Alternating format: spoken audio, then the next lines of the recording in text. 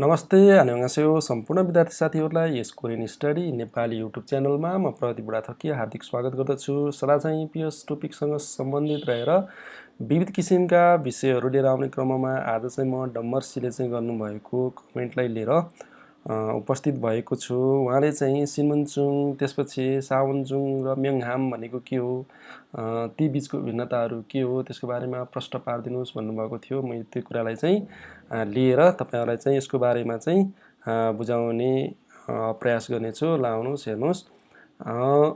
सिन्मुन्चुङ भनेको चाहिँ परिचय पत्र हो अथवा आइडेन्टिटी कार्ड, आइडी कार्ड हो है। अनि फेरि अब विदेशीको लागि चाहिँ यसरी वैगुकिन थुङलुकचुङ भनेर चाहिँ आइडी कार्ड दिइन्छ कोरियामा है। अनि त्यसपछि अब कोरियनहरुको लागि चाहिँ यसरी थ्यानमिनको अनि सिन्मुन्चुङ भनेर चाहिँ यसरी आइडी कार्ड चाहिँ छुट्याएको हुन्छ। अब आइडी कार्ड भनेको त अब तपाईहरुले बुझ्नु नै हुन्छ हैन। जस्तो नेपालमा चाहिँ नेपाली नागरिकता दिएको जस्तै अब विदेशमा चाहिँ यसरी चाहिँ सिन्मुन्चुङ भनेर चाहिँ दिइन्छ। जस्तो अब विदेशीको लागि चाहिँ फेरि वैगुकिन थुङलुकचुङ भनेर दिइन्छ र अब विदेशी चाहिँ अब कोरियामा चाहिँ कुन भिजामा बसेको हो भन्ने कुराहरू चाहिँ यहाँ यसरी चाहिँ लेखेको हुन्छ। जस्तो D8 भिजामा रहेछ यो मान्छे चाहिँ हैन। अब E9 भिजा हुन्छ, जस्तो इपिएसबाट जानेहरुको लागि चाहिँ यहाँ E9 लेखिदिएको हुन्छ र कोरियनहरुको लागि चाहिँ यसरी चाहिँ आइडी कार्ड चाहिँ कोरियन सरकारले चाहिँ छुट्याएको हुन्छ। र त्यसपछि सावनचुङ हेर्नुहोस्। सावनचुङ भनेको चाहिँ कर्मचारी परिचय पत्र हो है। अब यो चाहिँ विशेष गरी एउटा कम्पनीमा चाहिँ काम गर्ने कर्मचारीको लागि चाहिँ छुट्याएको चाहिँ परिचय पत्र हो। अब यो मान्छे चाहिँ यो कम्पनीमा कुन पदमा रहेर हैन अनि कुन डिपार्टमा चाहिँ के काम गर्छ भनेर चाहिँ उसको चाहिँ परिचय पूर्ण रूपमा चाहिँ खुलाउने गरी चाहिँ बनाएको एउटा कम्पनीको चाहिँ आइडी कार्डलाई चाहिँ सावनचुङ भनिन्छ। यो जुङलाई चाहिँ चुङ साउन्ड पनि गरिन्छ है। जस्तो यो मान्छेको यहाँ डिटेल हेरौँ। जस्तो फान्मेबु भनेको छ। फान्मेबु भनेको चाहिँ सेल्स डिपार्टमेन्ट रहेछ। उसले चाहिँ यो मान्छेले काम गर्ने सेल्स डिपार्टमेन्ट रहेछ। छुइम भनेको प्रमुख। त्यसपछि इ जिन हो भनेको यो मान्छेको नाम भयो र इंग्लिशमा चाहिँ फेरि ली जिन हो भनेर भन्ने चलन छ। यो इलाई चाहिँ ली भन्ने चलन छ यिनीहरुको। भनेको मतलब हामीले के बुझ्नु पर्यो भने सावनचुङ भनेको चाहिँ के रहेछ त कर्मचारी परिचय पत्र, स्टाफ आइडी भनेर चाहिँ बुझ्नुपर्ने हुन्छ। र अब यो कुरालाई चाहिँ इतिहासमा फेरि यसरी आउँछ हेर्नुस् त। यहाँ मैले चिन्ह पनि लगाएको छु। जस्तो यो चाहिँ सावनचुङ हो के। कति स्टुडेन्टहरुले चाहिँ फेरि यसलाई हाक्सेङजुङमा पनि चिन्ह लगाउने गरेको पाइन्छ। यो चाहिँ हाक्सेङजुङ चाहिँ होइन है। यो चाहिँ के हो त सावनचुङ हो। र कसरी छुट्याउने त यो चाहिँ अब कर्मचारी चाहिँ आइडी कार्ड हो भनेर ल हेर्नुस् त। यहाँ हानगुक फाङसोङ भनेर लेखेको छ। हानगुक फाङसोङ भनेको चाहिँ कोरियन प्रसारण। त्यसपछि फुजाङ भनेको छ। फुजाङ भनेको म्यानेजर भइगयो। अनि छाङदोङगन भनेको चाहिँ यो मान्छेको नाम भयो हैन।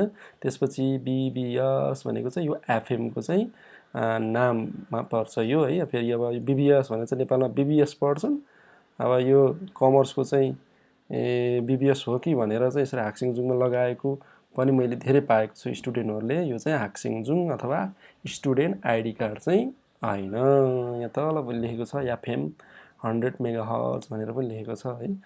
भनेको मतलब सावनचुङ भनेको के रहेछ त स्टाफ आइडी कार्ड र इपिएसमा यसरी चाहिँ क्वेशनहरु चाहिँ आउन सक्छ है। त्यसपछि हाक्सिङजुङ भनेको चाहिँ अब स्टुडेन्ट कार्ड भइगयो।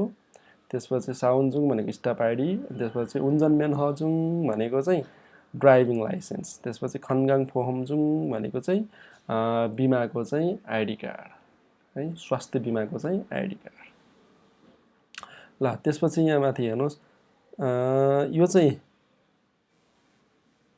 हेर्नुस्।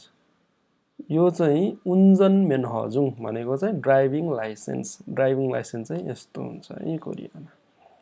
र त्यसपछि म्योङहाम हेर्नुस् त। म्योङहाम भनेको चाहिँ भिजिटिङ कार्ड है। त्यसपछि सुछ भनेको डायरी भएको। थाल्यक भनेको चाहिँ क्यालेन्डर भएको। यगोन भनेको पासपोर्ट है। यो चाहिँ के हो त भिजिटिङ कार्ड। अब यो एलजी हैन। यो एलजी को बारेमा दिएको छ हैन।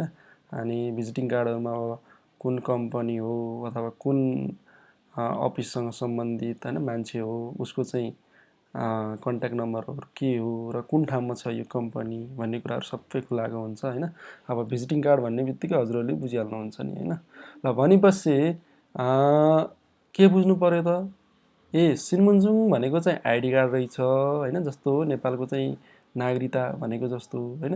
अब कोरियनहरूको लागि चाहिँ यसरी सिन्मुन्जुङ यस्तो स्टाइलमा हुँदो रहेछ भने विदेशीको लागि चाहिँ फेरि वेगुकिन थुङ्नोक्चुङ भनेर चाहिँ छुट्याएर चाहिँ सिन्मुन्जुङ दिइँदो रहेछ। र सावन्जुङ भनेको चाहिँ स्टाफ कार्ड रहेछ, स्टाफ आइडी कार्ड रहेछ होइन। अनि त्यसपछि उन्जनमेनहजुङ भनेको चाहिँ ड्राइभिङ लाइसेन्स रहेछ भन्ने बुझ्नु पर्यो। र इपिएसमा चाहिँ यसरी चाहिँ क्वेसनहरू चाहिँ आउँछ।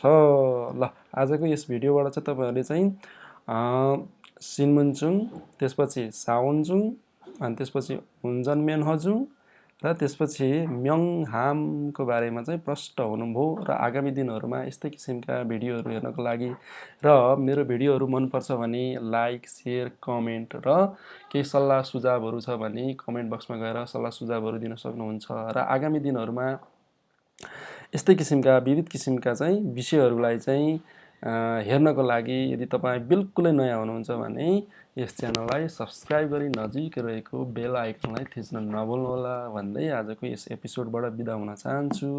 हस्त नमस्ते, 감사합니다।